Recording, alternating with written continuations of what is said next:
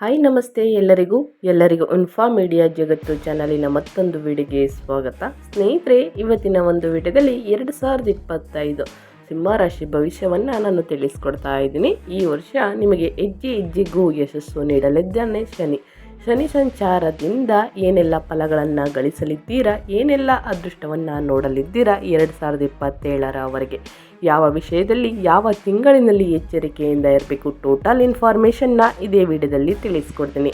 ಇದನ್ನೆಲ್ಲ ತಿಳ್ಕೋಬೇಕು ಅಂದರೆ ನೀವೆಲ್ಲೂ ಕೂಡ ವಿಡಿಯೋನ ಸ್ಕಿಪ್ ಮಾಡಬಾರ್ದು. ಸ್ಕಿಪ್ ಮಾಡೋದ್ರಿಂದ ಫುಲ್ ಇನ್ಫಾರ್ಮೇಷನ್ ಅರ್ಥ ಆಗಲ್ಲ. ಸೊ ಹಾಗಾಗಿ ಎಲ್ಲ ವಿಡಿಯೋದಲ್ಲೂ ತಿಳಿಸೋದಿಷ್ಟೇ, ಬಿಗಿನ್ನಿಂದ ಹೆಂಡ್ ತನಕ ವಿಡಿಯೋನ ವಾಚ್ ಮಾಡಿ. ವಿಡಿಯೋದಲ್ಲಿ ಒಳ್ಳೆ ಮಾಹಿತಿ ಸಿಕ್ಕಿದ್ದಲ್ಲಿ ತಪ್ಪದೆ ವಿಡಿಯೋಗೊಂದು ಲೈಕ್ ಮಾಡಿ. ಇನ್ನೂ ನನ್ನ ಚಾನಲ್ನ ಸಬ್ಸ್ಕ್ರೈಬ್ ಮಾಡ್ಕೊಳ್ದೇ ನೋಡ್ತಿದ್ರೆ ಅಥವಾ ಹೊಸದಾಗಿ ವಿಸಿಟ್ ಮಾಡಿ ಏನಾದರೂ ವಿಡಿಯೋ ನೋಡ್ತಿದ್ರೆ ತಪ್ಪದೆ ಸಬ್ಸ್ಕ್ರೈಬ್ ಮಾಡಿಕೊಂಡ್ರೆ ಇದೇ ರೀತಿ ಹೊಸ ಅಪ್ಡೇಟ್ನ ದಿನನಿತ್ಯ ತಿಳ್ಕೊತೀರಾ. ಇದರ ಜೊತೆಗೆ ಸರಳ ಪರಿಹಾರವನ್ನು ಕೂಡ ತಿಳಿಸ್ಕೊಡ್ತೀನಿ. ಅದನ್ನು ಅನುಸರಿಸಿದಲ್ಲಿ ಮುಂದಿನ ದಿನಗಳಲ್ಲಿ ಭಾರಿ ಅದೃಷ್ಟ ಅಂತಲೇ ಹೇಳ್ಬೋದು. ಹಾಗಿದ್ರೆ ಯಾವ ತಿಂಗಳು ಎಚ್ಚರಿಕೆಯಿಂದ ಇರಬೇಕು, ಶನಿ ಪ್ರಭಾವದಿಂದ ಏನೆಲ್ಲ ಅದೃಷ್ಟವನ್ನು ನೋಡಲಿದ್ದಾರೆ, ಟೋಟಲ್ ಇನ್ಫಾರ್ಮೇಷನ್ನ ಇವಾಗ ತಿಳಿಸ್ಕೊಡ್ತೀನಿ.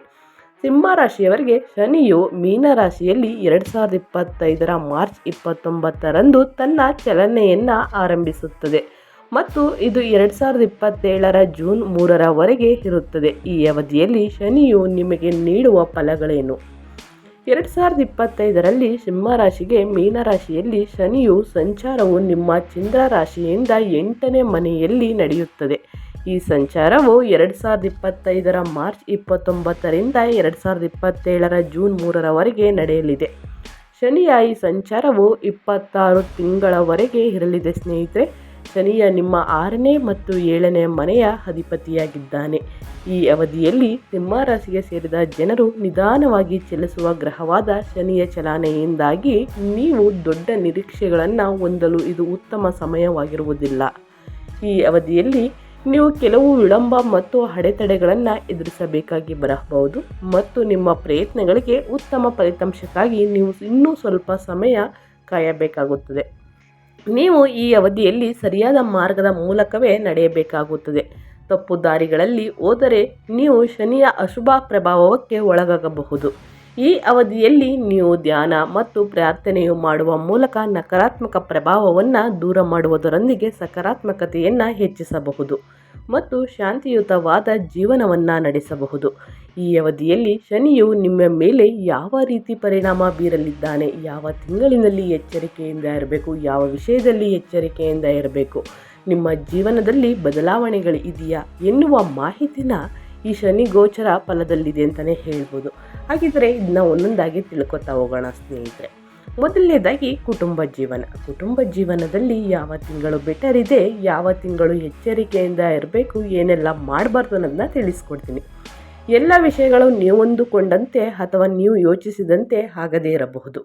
ತಾಳ್ಮೆಯಿಂದ ಇರುವುದು ಅತಿ ಮುಖ್ಯ ಮತ್ತು ಎಲ್ಲ ಸವಾಲುಗಳನ್ನು ಧೈರ್ಯದಿಂದ ಎದುರಿಸುವ ಮೂಲಕ ಯಶಸ್ಸು ಗಳಿಸಬಹುದು ಎಂದು ಅರಿವಿರಬೇಕು. ನೀವು ಕುಟುಂಬದಲ್ಲಿ ಪರಸ್ಪರ ಅಗತ್ಯಗಳನ್ನು ಅರಿತರೆ ನಿಮ್ಮ ಸಂಬಂಧದಲ್ಲಿ ಪರಸ್ಪರ ತಿಳುವಳಿಕೆ ಹೆಚ್ಚಾಗಲಿದೆ. ನೀವು ನಿಮ್ಮ ಸಂಗಾತಿಯೊಂದಿಗೆ ಉತ್ತಮವಾದ ಬಂಧವನ್ನು ಹೊಂದುವ ಮೂಲಕ ನೀವು ಜಗಳಗಳಿಗೆ ಪರಿಹಾರವನ್ನು ಹೊಂದಬಹುದಾಗಿದೆ. ಈ ಅವಧಿಯಲ್ಲಿ ನೀವು ಅನಗತ್ಯ ಮಾತುಗಳನ್ನು ದೂರವಿರಿಸುವುದು ಉತ್ತಮ. ಅದರ ಬದಲು ನಿಮ್ಮ ಸಂಗಾತಿಯ ಮಾತುಗಳನ್ನು ಆಲಿಸುವುದು ಮತ್ತು ಅವರ ಭಾವನೆಗಳಿಗೆ ಬೆಲೆ ಕೊಡುವುದು ಉತ್ತಮ. ಸಿಂಹರಾಶಿಗೆ ಸೇರಿದ ಜನರು ಪರಸ್ಪರರೊಂದಿಗೆ ಉತ್ತಮ ಸಮಯವನ್ನು ಹೊಂದುವ ಮೂಲಕ ನಿಮ್ಮಿಬ್ಬರ ಸ್ವಭಾವವನ್ನು ಅರಿಯಬಹುದಾಗಿದೆ. ಈ ಅವಧಿಯಲ್ಲಿ ನೀವು ನಿಮ್ಮ ಸಂಗಾತಿಯೊಂದಿಗೆ ನಿಮ್ಮ ಎಲ್ಲ ಭಾವನೆಗಳನ್ನು ಹಂಚಿಕೊಳ್ಳುವುದರಿಂದಾಗಿ ನಿಮ್ಮ ಸಂಬಂಧ ಇನ್ನಷ್ಟು ಬಲವನ್ನು ಹೊಂದಬಹುದು ಅಂತಲೇ ಹೇಳ್ಬೋದು. ಸ್ನೇಹಿತರೆ, ನಿಮಗೆ ನಿಮ್ಮ ಸಂಗಾತಿಯೊಂದಿಗೆ ಯಾವುದಾದರೂ ವಿಷಯಕ್ಕೆ ಮನಸ್ತಾಪವಿದ್ದರೆ ಅವರೊಂದಿಗೆ ನೇರವಾಗಿ ಮಾತನಾಡಬಹುದಾಗಿದೆ ಅಥವಾ ನೀವು ಯಾವುದಾದರೂ ಸ್ನೇಹಿತರು ಅಥವಾ ಸಂಬಂಧಿಕರ ಸಹಾಯವನ್ನು ಪಡೆಯಬಹುದಾಗಿದೆ. ಈ ಅವಧಿಯಲ್ಲಿ ನೀವು ಸ್ವಲ್ಪ ಸಮಯವನ್ನು ತೆಗೆದುಕೊಂಡು ನಂತರವೇ ನಿಮ್ಮ ಸಂಗಾತಿಯೊಂದಿಗಿನ ಸಂಬಂಧವನ್ನು ನಂಬಿಕೆ ಮತ್ತು ಪ್ರೀತಿಯೊಂದಿಗೆ ಇನ್ನಷ್ಟು ಬಲಪಡಿಸುವುದರಿಂದ ನಿಮ್ಮ ಸಂಬಂಧ ಸುಖಮಯವಾಗಿರಲಿದೆ ಅಂತಲೇ ಹೇಳ್ಬೋದು. ಮೇಯ್ನಾಗಿ ತಿಳಿಸೋದೇನೆಂದರೆ ಈ ತಿಂಗಳಂತ ಏನಿಲ್ಲ ಸ್ನೇಹಿತರೆ, 2025 ವರ್ಷದಲ್ಲಿ ಆದಷ್ಟು ವಾದವಿವಾದಗಳು ಬೇಡ, ಜಗಳಗಳು ಬೇಡ, ಅನಗತ್ಯ ಮಾತು ಬೇಡ ಅಂತಲೇ ಹೇಳ್ಬೋದು ಸಿಂಹರಾಶಿಯವರಿಗೆ. ಇನ್ನು ಸಿಂಹರಾಶಿಯವರಿಗೆ ಆರೋಗ್ಯದ ಬಗ್ಗೆ ತಿಳಿಸೋದಾದರೆ 2025ರಲ್ಲಿ ಶನಿ ಸಂಚಾರದಿಂದ ಏನೆಲ್ಲ ಫಲಗಳನ್ನು ಗಳಿಸಲಿದ್ರಿ, ಅದೇ ರೀತಿ ನಿಮ್ಮ ಆರೋಗ್ಯ ಹೇಗಿರಲಿದೆ, ಯಾವ ತಿಂಗಳು ಎಚ್ಚರಿಕೆಯಿಂದ ಇರಬೇಕು, ಏನೆಲ್ಲ ಪ್ರಾಬ್ಲಮ್ಗಳನ್ನ ನೋಡಲಿದ್ದೀರಾ, ಟೋಟಲ್ ಇನ್ಫಾರ್ಮೇಷನ್ನ ಇವಾಗ ತಿಳಿಸ್ಕೊಡ್ತೀನಿ. ಸಿಂಹ ರಾಶಿಗೆ ಸೇರಿದ ಜನರು ಶನಿ ಸಂಚಾರದ ಈ ಅವಧಿಯಲ್ಲಿ ತಮ್ಮ ಕೆಲಸ ಮತ್ತು ಆರೋಗ್ಯದ ಬಗ್ಗೆ ಉತ್ತಮ ಸಮತೋಲನವನ್ನು ಕಾಯ್ದುಕೊಳ್ಳುವಲ್ಲಿ ತಮ್ಮ ಪ್ರಯತ್ನವನ್ನು ಮಾಡಲೇಬೇಕು. ಈ ಅವಧಿಯಲ್ಲಿ ನೀವು ಸಂತೋಷವಾಗಿರಲು ನಿಮ್ಮ ಪ್ರೀತಿ ಪಾತ್ರರೊಂದಿಗೆ ಕೆಲವು ಸಮಯವನ್ನು ಕಳೆಯುವುದು ಅಥವಾ ನಿಮ್ಮ ಮನಸ್ಸಿಗೆ ವಿಶ್ರಾಂತಿಯನ್ನು ನೀಡುವಂತಹ ಕೆಲಸಗಳನ್ನು ಮಾಡುವುದು ಉತ್ತಮ. ಈ ಅವಧಿಯಲ್ಲಿ ನೀವು ಸಮತೋಲನವಾದ ಆಹಾರವನ್ನು ಹೊಂದುವುದು, ಹಾಗೆ ಅನಾರೋಗ್ಯಕರ ಆಹಾರಗಳಿಂದ ದೂರವಿರುವುದು ಉತ್ತಮ. ಈ ಅವಧಿಯಲ್ಲಿ ನೀವು ವಾಹನವನ್ನು ಚಲಿಸುವಾಗ ಸಾಕಷ್ಟು ಎಚ್ಚರಿಕೆಯಿಂದ ಇರಬೇಕಾಗುತ್ತದೆ. ನಿಧಾನವಾಗಿ ಚಲಿಸುವುದರಿಂದ ನೀವು ಅಪಘಾತಗಳನ್ನು ದೂರವಿರಿಸಬಹುದು.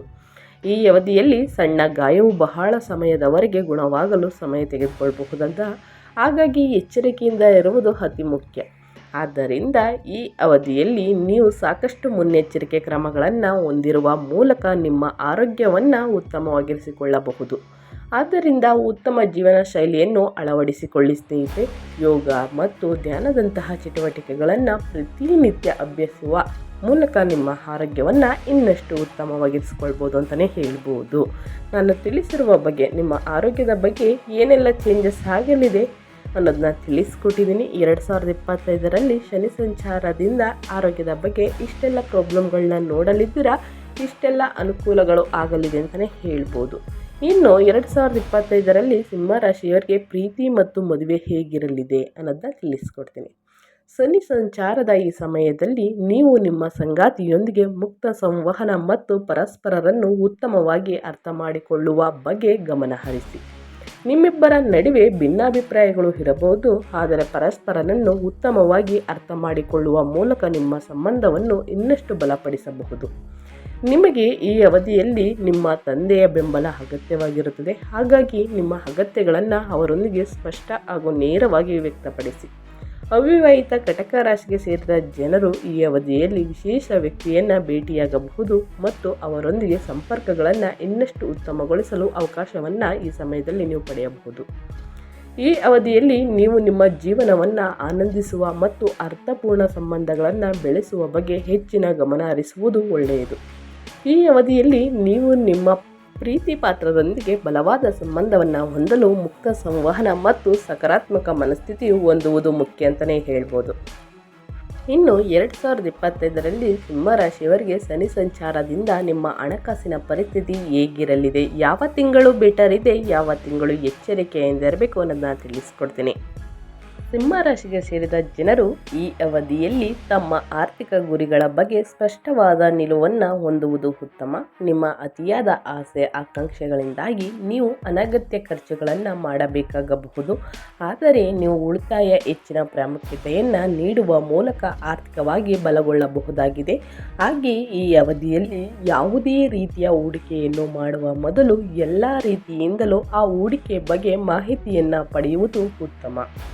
ಜೊತೆಗೆ ಯಾವುದಾದರೂ ವಿಶೇಷ ತಜ್ಞರ ಸಲಹೆಯನ್ನು ಪಡೆದು ನಂತರವೇ ಷೇರು ಮಾರುಕಟ್ಟೆ ಅಥವಾ ಬೇರೆ ಯಾವುದಾದರ ಕ್ಷೇತ್ರದಲ್ಲಿ ದೊಡ್ಡ ಹೂಡಿಕೆ ಮಾಡುವುದು ಒಳ್ಳೆಯದು.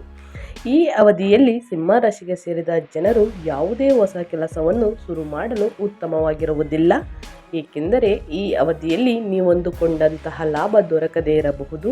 ಹಾಗೆ ಬೇರೆಯವರಿಗೆ ಸಾಲ ನೀಡುವುದನ್ನು ಈ ಸಮಯದಲ್ಲಿ ನೀವು ತಪ್ಪಿಸಬೇಕಾಗುತ್ತದೆ. ಇಲ್ಲದಿದ್ದರೆ ನಿಮಗೆ ಧನಹಾನಿಯಾಗುವ ಸಂಭವ ಕೂಡಿ ಬರಲಿದೆ ಸ್ನೇಹಿತರೆ. ಈ ಅವಧಿಯಲ್ಲಿ ಸಿಂಹರಾಶಿಗೆ ಸೇರಿದ ಜನರು ಜವಾಬ್ದಾರಿತರಾಗಿರಬೇಕು ಮತ್ತು ಹಣ ವಹಿವಾಟಿಗೆ ಸಂಬಂಧಿಸಿದಂತೆ ಬಹಳ ಎಚ್ಚರಿಕೆಯಿಂದ ಇರುವುದು ಉತ್ತಮ ಅಂತಲೇ ಹೇಳಬಹುದು. ಈ ರೀತಿ ಇದ್ದರೆ ಮಾತ್ರ ಮುಂದಿನ ದಿನಗಳಲ್ಲಿ ಹಣಕಾಸಿನ ಪರಿಸ್ಥಿತಿ ಬಲವಾಗಿ ನಿಲ್ಲುತ್ತದೆ ಸ್ನೇಹಿತರೆ. ಯಾವ ವಿಷಯದಲ್ಲಿ ಎಚ್ಚರಿಕೆಯಿಂದ ಇರಬೇಕು, ಏನೆಲ್ಲ ಮಾಡಬೇಕು ಅನ್ನೋದನ್ನ ತಿಳಿಸ್ಕೊಟ್ಟಿದ್ದೀನಿ. ಇನ್ನು 2025ರ ಸಿಂಹರಾಶಿಯ ಭವಿಷ್ಯವನ್ನು ನಾನು ತಿಳಿಸೋದಾದರೆ, ಶನಿ ಸಂಚಾರದಿಂದ ವೃತ್ತಿ ಭವಿಷ್ಯ ಹೇಗಿರಲಿದೆ, ಮೇಯ್ನಾಗಿ ಹಣಕಾಸಿನ ಪರಿಸ್ಥಿತಿ, ಆರೋಗ್ಯ, ವೃತ್ತಿ ಭವಿಷ್ಯ, ಕೌಟುಂಬಿಕ ಜೀವನ. ಒಂದು ಮನುಷ್ಯ ಅಂದಮೇಲೆ ಸ್ನೇಹಿತರೆ ಸಾಕಷ್ಟು ಯೋಗಗಳನ್ನು ಕೂಡಿರಬೇಕು. ಅದೇ ರೀತಿ ವೃತ್ತಿ ಭವಿಷ್ಯದ ಬಗ್ಗೆ ನಾನು ತಿಳಿಸ್ಕೊಡ್ತೀನಿ.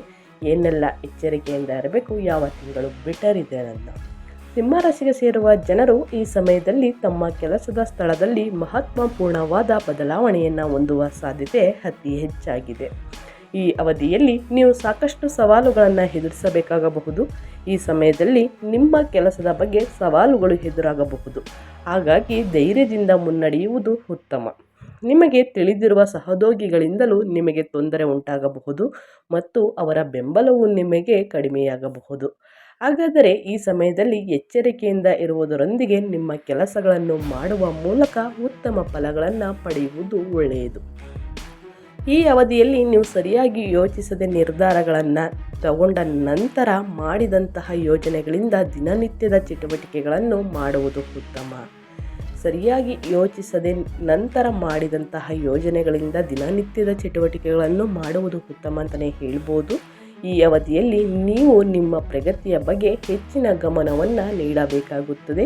ನೀವು ಧೈರ್ಯದಿಂದ ಮುನ್ನುಗ್ಗುವ ಮೂಲಕ ಜೀವನದ ಸವಾಲುಗಳನ್ನು ಎದುರಿಸಲು ಉತ್ತಮವಾದ ಅವಕಾಶಗಳು ಪ್ರಾಪ್ತಿಯಾಗುವುದರೊಂದಿಗೆ ನೀವು ಯಶಸ್ಸನ್ನು ಪಡೆಯಬಹುದಾಗಿದೆ ಅಂತಲೇ ಹೇಳ್ಬೋದು. ಇನ್ನು 2025ರಲ್ಲಿ ಸಿಂಹರಾಶಿಯವರಿಗೆ ಶನಿ ಸಂಚಾರದಿಂದ ವಿದ್ಯಾರ್ಥಿಗಳಿಗೆ ಏನೆಲ್ಲ ಫಲ ಸಿಗಲಿದೆ, ಯಾವ ವಿಷಯದಲ್ಲಿ ಎಚ್ಚರಿಕೆಯಿಂದ ಇರಬೇಕು ವಿದ್ಯಾರ್ಥಿಗಳು ಅನ್ನೋದನ್ನ ತಿಳಿಸಿಕೊಡ್ತೀನಿ.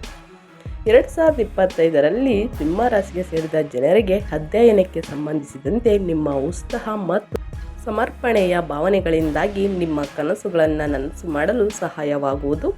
ಈ ಅವಧಿಯಲ್ಲಿ ನೀವು ಅಧ್ಯಯನ ಮಾಡಲು ಸಾಕಷ್ಟು ಉತ್ಸಾಹ ಮತ್ತು ಬದ್ಧತೆಯೊಂದಿಗೆ ನಿಮ್ಮ ಸಮಯವನ್ನು ಹೂಡಿಕೆ ಮಾಡಬೇಕಾಗುತ್ತದೆ. ನಿಮ್ಮ ಸಂಶೋಧನಾ ಕೌಶಲ್ಯಗಳನ್ನು ಇನ್ನಷ್ಟು ವೃದ್ಧಿ ಮಾಡುವ ಮೂಲಕ ನೀವು ಹೊಸ ವಿಷಯಗಳನ್ನು ಕಲಿಯಬಹುದಾಗಿದೆ. ನಿಮ್ಮ ಗುರಿಗಳ ಬಗ್ಗೆ ಈ ಅವಧಿಯಲ್ಲಿ ನೀವು ಸರಿಯಾದ ಆದ್ಯತೆಯನ್ನು ಹೊಂದುವುದು ಉತ್ತಮ. ಈ ಅವಧಿಯಲ್ಲಿ ಸಿಂಹರಾಶಿಗೆ ಸೇರಿದ ವಿದ್ಯಾರ್ಥಿಗಳಿಗೆ ಸವಾಲುಗಳು ಎದುರಾಗಬಹುದು. ಆದರೆ ಯಾವುದೇ ರೀತಿಯ ಪರೀಕ್ಷೆಗಳಿಂದ ವಿಚಲನರಾಗದೆ ಧೈರ್ಯದಿಂದ ಎದುರಿಸಲು ಪ್ರಯತ್ನಿಸಿ. ಈ ಅವಧಿಯಲ್ಲಿ ನೀವು ನಿಮ್ಮ ಓದಿನ ಕಡೆಗೆ ಹೆಚ್ಚಿನ ಗಮನವನ್ನು ನೀಡುವುದು ಅತಿ ಅವಶ್ಯಕ. ಈ ಸಮಯದಲ್ಲಿ ಸಿಂಹರಾಶಿಗೆ ಸೇರಿದ ಜನರು ವಿದೇಶದಲ್ಲಿ ತನ್ನ ಅಧ್ಯಯನವನ್ನು ಮುಂದುವರಿಸಬೇಕೆಂದು ಅಂದುಕೊಂಡಿರುವವರಿಗೆ ಯಾವ ವಿಶ್ವವಿದ್ಯಾನಿಲಯ ಅಥವಾ ಸಂಸ್ಥೆಯನ್ನು ಸೇರಬೇಕೆಂಬುದರ ಬಗ್ಗೆ ಹೆಚ್ಚಿನ ಗಮನವನ್ನು ನೀಡುವುದು ಅತಿ ಉತ್ತಮ. ಈ ಅವಧಿಯಲ್ಲಿ ಸ್ಪರ್ಧಾತ್ಮಕ ಪರೀಕ್ಷೆಗಳಿಗೆ ಹಾಜರಾಗಲು ಅಥವಾ ಸಿಂಹರಾಶಿಗೆ ಸೇರಿದ ವಿದ್ಯಾರ್ಥಿಗಳು ತಮ್ಮ ಪರೀಕ್ಷೆಗಳಲ್ಲಿ ಅತ್ಯುತ್ತಮವಾದ ಅಂಕಗಳೊಂದಿಗೆ ಉತ್ತೀರ್ಣರಾಗಲು ಸ್ವಲ್ಪ ಕಷ್ಟಪಡಬೇಕಾಗಿ ಬರಬಹುದು. ಮಾರ್ಚ್ ಮತ್ತು ಏಪ್ರಿಲ್ ತಿಂಗಳಿನಲ್ಲಿ ಅತಿ ಶ್ರಮ ಪಟ್ಟರೆ ಮುಂದಿನ ದಿನಗಳಲ್ಲಿ ಪ್ರತಿಫಲ ಅಂತಲೇ ಹೇಳ್ಬೋದು ವಿದ್ಯಾರ್ಥಿಗಳಿಗೆ. ಇನ್ನು 2025ರಲ್ಲಿ ಶನಿ ಸಂಚಾರದಿಂದ ಆದಷ್ಟು ಅದೃಷ್ಟವನ್ನು ನೋಡಲಿದ್ದೀರಾ, ಆದಷ್ಟು ಕಷ್ಟಗಳನ್ನು ಕೂಡ ನೋಡಲಿದ್ದೀರಾ. ಅದೇ ರೀತಿ ಇದಕ್ಕೆಲ್ಲ ಕಷ್ಟಗಳಿಗೆಲ್ಲ ಪರಿಹಾರ ಇದ್ದೇ ಇರುತ್ತೆ. ಅದೇ ರೀತಿ ಪರಿಹಾರಗಳು ಏನು ಅನ್ನೋದನ್ನ ನೀವು ಕೇಳೋದಾದರೆ, ಸಿಂಹರಾಶಿಯವರಿಗೆ ಶನಿವಾರದಂದು ವಿಕಲಚೇತನರಿಗೆ ಆಹಾರವನ್ನು ದಾನ ಮಾಡಬೇಕು, ಅನ್ನದಾನವನ್ನು ಮಾಡಬೇಕು. ಅಂದರೆ ಇಷ್ಟೇ ಜನಕ್ಕೆ ಮಾಡಬೇಕು ಅಂತ ನಾನು ತಿಳಿಸ್ಕೊಡ್ತಾ ಇಲ್ಲ. 5, 3 ನಿಮ್ಮ ಕೈಲಿ ಎಷ್ಟಾಗುತ್ತೋ ಅಷ್ಟು ಬಡವರಿಗೆ, ನಿರ್ಗತಿಕರಿಗೆ ದಾನ ಮಾಡುವುದು ಉತ್ತಮ. ಇನ್ನು ಪ್ರತಿ ಶನಿವಾರ ಗಣೇಶ, ಹನುಮಂತ ಮತ್ತು ಶನಿ ದೇವರನ್ನು ಪ್ರಾರ್ಥಿಸಿ ಹಾಗೂ ಪ್ರತಿದಿನ ಹನುಮಾನ್ ಚಾಲಿಸವನ್ನು ಓದಿ ಮತ್ತು ಆಲಿಸಿ. ಈ ರೀತಿ ಮಾಡಿದ್ರೆ ಸಣ್ಣ ಪುಟ್ಟ ಭಯ ಇರೋದು ದೂರ ಹೋಗುತ್ತದೆ. ಮುಂದಿನ ದಿನಗಳಲ್ಲಿ ಅದೃಷ್ಟ ಅಂತಲೇ ಹೇಳ್ಬೋದು. ಧೈರ್ಯದಿಂದ ಇರ್ತೀರ, ಯಾವುದೇ ಕಷ್ಟ ಬಂದರೂ ಎದುರಿಸುವ ಛಲ ನಿಮ್ಮಲ್ಲಿ ಇರುತ್ತದೆ ಅಂತಲೇ ಹೇಳ್ಬೋದು. ಇನ್ನು ಮೂರನೇದಾಗಿ ಶನಿವಾರದಂದು ಬಡವರು ಮತ್ತು ಮನೆಯಿಲ್ಲದ ಜನರಿಗೆ ಕಂಬಳಿ ಮತ್ತು ಬಟ್ಟೆಗಳನ್ನು ದಾನ ಮಾಡ್ಬೋದು. ಸ್ನೇಹಿತರೆ, ಇದೇ ಕೊಡಬೇಕು ಅಂತೇನಿಲ್ಲ. ಕಂಬಳಿ ಮತ್ತು ಬಟ್ಟೆ, ಅನ್ನದಾನ ಎಲ್ಲ ಮಾಡುವುದರಿಂದ ಆದಷ್ಟು ಬಡವರು ಮತ್ತು ಮನೆಯಿಲ್ಲದ ನಿರ್ಗತಿಕರಿಗೆ ದಾನ ಮಾಡುವುದು ಅತಿ ಉತ್ತಮ ಅಂತಲೇ ಹೇಳ್ಬೋದು. ಶನಿವಾರದಂದು ಮದ್ಯಪಾನ ಮತ್ತು ಮಾಂಸಾಹಾರವನ್ನು ತಪ್ಪಿಸಿ ಶನಿ ದೇವರನ್ನು ಪ್ರಾರ್ಥನೆ ಮಾಡಿ ಮುಂದಿನ ದಿನಗಳಲ್ಲಿ ಅದೃಷ್ಟ. ಇನ್ನು ಶನಿವಾರದಂದು ನಾಯಿ, ಕಾಗೆ ಮತ್ತು ಪಕ್ಷಿಗಳಿಗೆ ಆಹಾರ ಮತ್ತು ನೀರನ್ನು ನೀಡಿ ಸ್ನೇಹಿತರೆ. ಆಸ್ಪತ್ರೆಗಳಿಗೆ ದಾನ ಮಾಡಿ ರೋಗಿಗಳನ್ನು ವಿಚಾರಿಸಿ ಅಂತ ಹೇಳ್ತಾ ನಾನು ವಿಡಿಯೋನ ಎಂಡ್ ಮಾಡ್ತಾ ಇದ್ದೀನಿ. ದಯವಿಟ್ಟು ಇವತ್ತಿನ ಒಂದು ವಿಡಿಯೋ ಇಷ್ಟ ಆಗಿದ್ರೆ ವಿಡಿಯೋಗೊಂದು ಲೈಕ್ ಮಾಡಿ. ಇನ್ನೂ ನನ್ನ ಚಾನಲ್ನ ಸಬ್ಸ್ಕ್ರೈಬ್ ಮಾಡ್ಕೊಂಡಿಲ್ಲ ಅಂದರೆ ತಪ್ಪದೆ ಇನ್ಫಾ ಮೀಡಿಯಾ ಜಗತ್ತಿಗೆ ಸಬ್ಸ್ಕ್ರೈಬ್ ಆದರೆ ಇದೇ ರೀತಿ ಹೊಸ ಹೊಸ ಅಪ್ಡೇಟ್ಗಳನ್ನ ದಿನನಿತ್ಯ ತಿಳ್ಕೊತೀರಾ. ಇದರ ಜೊತೆಗೆ ಸರಳ ಪರಿಹಾರವನ್ನು ಕೂಡ ತಿಳಿಸ್ಕೊಡ್ತೀನಿ. ಅದನ್ನು ಅನುಸರಿಸಿದ್ದಲ್ಲಿ ಮುಂದಿನ ದಿನಗಳಲ್ಲಿ ಆದಷ್ಟು ಅದೃಷ್ಟವನ್ನೇ ನೋಡಲಿದ್ದೀರಾ. 90% ಕಷ್ಟಗಳೆಲ್ಲ ದೂರ ಹೋಗಿ ಅದೃಷ್ಟ ಅಂತಲೇ ಹೇಳ್ಬೋದು. ಹಾಗಿದ್ರೆ ಯಾರೆಲ್ಲ ಸಬ್ಸ್ಕ್ರೈಬ್ ಮಾಡಿಕೊಂಡು ದಿನನಿತ್ಯ ವಿಡಿಯೋ ವಾಚ್ ಮಾಡ್ತಿದ್ದೀರಾ ಅವ್ರಿಗೆ ಥ್ಯಾಂಕ್ ಯು ಸೋ ಮಚ್ ಅಂತ ಮತ್ತೊಮ್ಮೆ ಹೇಳ್ತಾ, ನಿಮಗೂ ಮತ್ತು ನಿಮ್ಮ ಕುಟುಂಬಕ್ಕೆ ಶನಿದೇವರ ಆಶೀರ್ವಾದ ನಿಮ್ಮ ಮೇಲಿರಲಿ. ಮತ್ತೊಂದು ವಿಡಿಯೋ ಜೊತೆ ಮತ್ತೊಂದು ಹೊಸ ಹೊಸ ಅಪ್ಡೇಟ್ ತೊಗೊಂಡು ಬಂದು ತಿಳಿಸ್ಕೊಡ್ತೀನಿ. Thank you for watching.